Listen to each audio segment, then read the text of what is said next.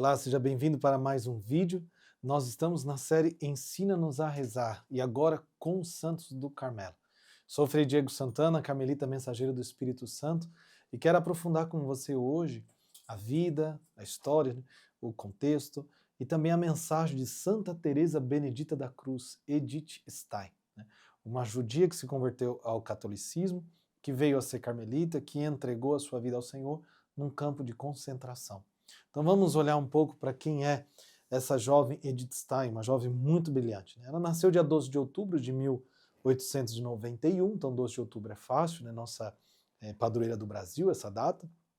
E ela veio na Alemanha, ela veio nascer, e era de uma família judia muito convencida, praticava a religião, porém já desde jovem, ali por volta dos seus 9 anos de idade, ela já não quer mais praticar e ela quer procurar a verdade. Era muito estudiosa, muito dedicada, vai entrar na faculdade jovem, né? Vai se tornar uma das primeiras mulheres na Alemanha a ter o título de doutora em filosofia. Então olha a dedicação e a grandeza dessa mulher, né? E ela vai receber a orientação de um grande professor que chama Edmundo Husserl, que é o fundador da fenomenologia. Então ela busca um caminho muito profundo de busca da verdade, né? Ela tem uma frase que é muito profunda, que diz assim: quem procura a verdade, procura Deus, ainda que não o saiba. Então tem muitas pessoas assim no mundo, procurando Deus em vários lugares através da verdade. Queira Deus que um dia, como Benedita da Cruz, né, Edith Stein, eles também façam a experiência da presença de Deus na vida deles e vão sim, com certeza, encontrar a verdade, né? Nós estamos numa época em que existe o crescimento do movimento feminista na Europa, existem várias tensões sociais na Europa. Você sabe que ali vai nascer também o nazismo, né? Então, a ascensão do nazismo, né? Quando em 1933, né, ele assume o poder, Hitler, né? Nessa época, Santa Teresa Benedita da Cruz entrou no convento em 1933. Então estava na época da ascensão ali do nazismo. E existe uma perseguição contra os judeus.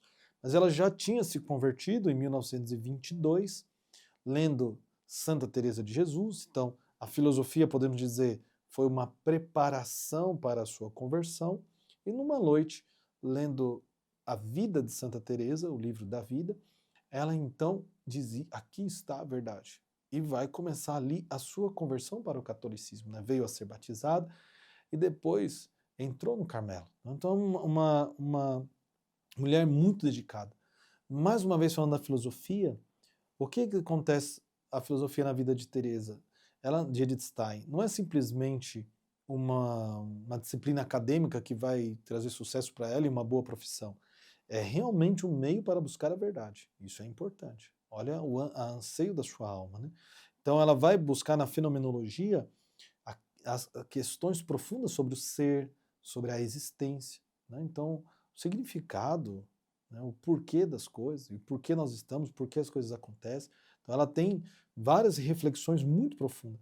E durante a sua pesquisa, ela vai se deparar com questões sobre a condição humana, a busca por significado, que leva ela a refletir sobre a relação entre a razão e a fé, né? Então é uma mulher muito dedicada. E nesse processo, podemos dizer assim, que é gradual, ela vai, através da filosofia, chegar a Santa Teresa e viver uma conversão ao cristianismo. Então, judia, ela passa a ser cristã. E a oração foi uma coisa central na sua vida, que, através de Santa Teresa, fazia ela meditar os mistérios da paixão de Cristo, tudo isso, e aí a influência de São João da Cruz vai tocar muito, né? Ela diz assim, ela toma o nome de Teresa em homenagem a Santa Teresa de Jesus, e também São João da Cruz. Por quê? Porque ela encontrou a perfeita vivência do mistério da paixão nele. Então, Teresa Benedita da Cruz. Ela tem o nome de Teresa, tem o nome de João da Cruz ali, né? Porque no mistério central da cruz está a razão do nosso viver. E ela fala: aqui está a razão do meu viver, o mistério da paixão de Cristo. E em São João da Cruz ela encontrou alguém que vivia esse mistério de uma forma muito profunda e expressava isso de uma forma muito profunda, né? Antes de entrar no Carmelo, voltando um pouquinho, algumas pessoas tentaram tirar essa ideia da cabeça dela, dizendo assim: você é mais útil para a universidade do que para um convento. Mas nem isso convenceu. Edith respondeu para as pessoas assim: não é a atividade humana que nos há de salvar, mas a paixão de Cristo. Então não é a minha carreira, o meu sucesso que me trará a salvação, mas a paixão de Cristo. E ela continua: tomar parte nela é minha aspiração. Então, olha o desejo de se unir à paixão de Cristo. E ela de verdade vai oferecer sua vida como vítima pelo seu povo, pela paz. E depois de ser se tornado carmelita, olha que profundo que ela coloca para nós a vida de oração, a vida de sacrifício. Né? A oração e o sacrifício valem muito mais do que se possa pensar. Por toda e qualquer oração, mesmo pelas mais pequeninas, acontece algo na igreja. Aprendamos a servir-nos da oração a cada hora, porque a cada dia, pela oração, fazemos uma obra de eternidade. Então, a oração, o sacrifício valem muito mais do que se possa pensar. Por mais pequena que seja, ela ajuda a igreja, ajuda as almas. Olha que lindo, se aproxima de Deus, traz Deus para perto do seu povo. E isso é uma obra de eternidade, é o que ela diz. O Carmelo para ela, né? E aí quando ela já tinha sido mudada para o Carmelo da Holanda, porque para amenizar a situação dos judeus, ela foi transferida, né, sendo judia, da Alemanha para a Holanda, mas a Alemanha invadiu a Holanda e mesmo assim foram retirar, invadiram os Carmelos, invadiram todos os conventos, mosteiros e tiraram todos os judeus que tinha. E ela era uma judia. Mas olha que bonito que ela diz acerca do Carmelo, né? É o santuário mais íntimo que a igreja tem. Sempre me pareceu que Deus me tinha reservado no Carmelo alguma coisa que nenhuma outra parte do mundo me poderia dar. Me poderia dar. E aí um dia, quando invadiram ali, os policiais invadiram o mosteiro, ela vai saudar os policiais dizendo: louvado seja nosso Senhor Jesus Cristo, porque, como ela disse, ela estava convencida que com aquela saudação não saudava a polícia alemã, antes saudava os representantes daquela luta antiga entre Cristo e o demônio. Então, realmente, aquela maldade que estava acontecendo não era uma coisa de Deus. Não poderia ser. Não é pela luta, pelo assassinato, pela imposição de uma ideia, de uma ideologia, que você traz a paz no mundo, que você traz a pureza para as pessoas, você traz uma raça que é melhor do que as outras. É impossível isso. Então, ela fala: nós estamos vivendo a luta entre Cristo e o demônio, o anticristo. Né? E ela vai, já quando conduzida para a Câmara de Gás, em Auschwitz, no dia 9 de agosto de 1942, e aí ela caminha para o martírio, ela vai repetir pela última vez o que ela já tinha deixado escrito antes. Né? Ela diz assim: não sou nada e não valho nada, mas quero oferecer-me ao coração de Jesus como vítima pela verdadeira paz. Ela não se achava melhor que ninguém. Eu não sou nada, mas eu vou me oferecer a minha vítima, a minha vida como vítima pela verdadeira paz. Que seja derrubado o poder do anticristo e a ordem se volte a estabelecer. Então, diante da morte, ela soube manter-se serena, até ser acolhida pelas mãos de Deus, e ela diz assim sobre as mãos de Deus, né? Aquelas mãos dão e pedem ao mesmo tempo. Vós, sábios, deponde a vossa sabedoria e tornai-vos simples como crianças. Segui-me, porque é preciso decidir entre a luz e as trevas. Então, sábios, não procurem no mundo aquilo que só Deus pode te dar. Procure a sua sabedoria na simplicidade. Esse é o ensinamento de Santa Teresa Benedita da Cruz, e busca com simplicidade a sua união com Deus. Né? Então ela veio a falecer, entregando a sua vida ali numa câmara de gás, e se ofereceu, né, como vítima pela verdadeira paz. Agora eu vou ler alguns textos simples, mas que mostram a profundidade da alma de Teresa Benedita da Cruz. Né?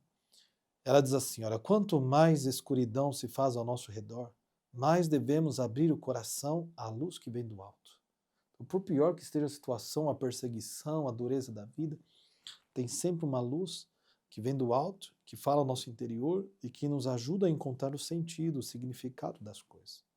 Se a gente não tem Deus, se não tem essa luz, nós perdemos a esperança. E aí o sofrimento toma posse de tudo e nossa emoção vai lá para baixo e a vida perde o sentido. Deus é o centro de tudo, entende? Também na época que, como eu disse no início, crescia a ideologia feminista, o movimento feminista, né, na Alemanha, ela diz assim, olha que profundo. Se Maria é o protótipo da genuína feminilidade, então um exemplo do que é ser mulher, a imitação de Maria deve ser o fim da formação da jovem. Então isso aqui já fica uma mensagem para todas as mães e para todos os pais, né? Para formar a jovem, um exemplo de mulher é Maria. Dedicada à oração, fiel a Deus, fiel à sua família, cuidou de Jesus e fez com grandeza, colocando o amor em todas as coisas e deu um testemunho para o mundo da grandeza da mulher. A mulher, ela traz beleza em tudo que ela faz, no seu jeito de se doar, no seu jeito de chegar, no seu jeito de sentir, traz alguma coisa que Maria pode ser uma luz para encontrar o verdadeiro sentido da mulher, a verdadeira identidade, a beleza, né, da mulher. Também sobre a doação, sobre a caridade, ela contemplando Deus, uma mulher de oração, veja que no Carmelo, ela tinha 2 horas de oração silenciosa, além das horas canônicas. Então, horas canônicas são 7, né? Se reúne em comunidade para rezar os salmos, para rezar a liturgia das horas, com leituras bíblicas, com o canto dos salmos. 7 vezes, laudes, nona, sexta, terça, vésperas, ofício de leituras completas, várias vezes durante o dia ali em comunidade rezando. Mas além disso, elas têm 2 horas de oração pessoal, onde elas no silêncio ficam diante de Deus. E ela descobre aí a essência mais profunda do ser humano. Né? E ela vai dizer assim, a essência mais íntima do amor é a doação. Deus, que é amor, dá-se à criatura que ele mesmo criou por amor. Então, veja que bonito. Na oração, você descobre coisas espirituais, místicas, que é a verdadeira essência de Deus. No contato vivo com ele através da fé na oração, você descobre Deus, seu amor por nós. Deixa eu ler mais algumas frases aqui. Olha, tem uma frase de Maria, mais uma, coisa mais linda. Que possamos voltar a olhar a Mãe de Deus. Maria, nas bodas de Caná, o seu olhar silencioso e perscrutador observava tudo e reparava onde faltava alguma coisa. E antes que alguém perceba e ocorra algum embaraço, ela já prestou a sua ajuda. Encontrou meios e modos, deu indicações necessárias, e isso tudo em silêncio, sem deixar perceber nada. Veja a contemplação dela de Maria. Aquela mulher que com fineza estava atenta às necessidades, tomou uma atitude, falou com Jesus, procurou os meios e modos para ajudar a resolver a situação na simplicidade, no escondimento. É muito bonita essa contemplação de Maria, né? Mais uma vez, sobre o recolhimento, sobre a oração, ela diz assim para nós: quanto mais uma pessoa vive recolhida no íntimo da sua alma, mais forte é a irradiação que parte dela e atrai todos ao seu redor. Então, quanto mais uma pessoa vive recolhida, isto é, na união íntima com Deus, mais ela irradia o amor de Deus para as pessoas e mais ela atrai todo mundo ao seu redor, mas não para si, mas para Deus. Veja o poder da oração. E qual é o caminho para a vida interior? Ela vai dizer, o caminho para a vida interior é Cristo. Assim como ela chegou em Santa Teresa de Jesus uma verdade, por quê? Porque Santa Teresa de Jesus centrava o nosso olhar para Cristo. E ela vai dizer, o caminho para a vida interior é Cristo. Então, todos os momentos da nossa vida de oração, nós temos que recorrer a Cristo. Olhar as suas passagens do Evangelho, um discurso, uma exortação, uma cura, um toque, um olhar, em tudo nós encontramos Cristo agindo e pode ter resposta para a nossa vida interior. Então, aquele que consome o Evangelho encontra luzes interior que são muito mais profundas, muito mais verdadeiras. e que alimentam de fato a nossa espiritualidade. Então, o caminho para a vida interior é Cristo. Isso é o ensinamento de Santa Teresa Benedita da Cruz para nós. E como ela morre mártire no campo de concentração, ela lembra uma coisa para nós. Ela diz assim, ó, Deus não exige nada do homem sem oferecer-lhe ao mesmo tempo a força para isso. Então Deus não exige nada de você sem te dar a força para cumprir aquilo que Ele está te pedindo.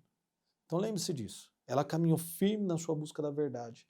Ela se converteu conhecendo Nosso Senhor, foi para um Carmelo, uma mulher decidida, uma mulher entregue, e deu a sua vida num campo de concentração.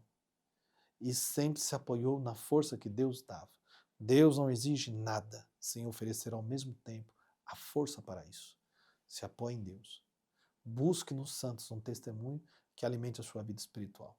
Então, que Santa Teresa Benedita da Cruz interceda por nós no céu, que nossa busca pela verdade nos faça cada vez mais nos encontrar com Deus e nos unir a Ele, que é só nele que está a nossa salvação. E mesmo que a gente passe pela paixão, como ela passou pelo martírio, Deus nunca nos há de abandonar. Mas com Ele nós vamos encontrar o sentido para tudo. Que Deus abençoe e te fortaleça.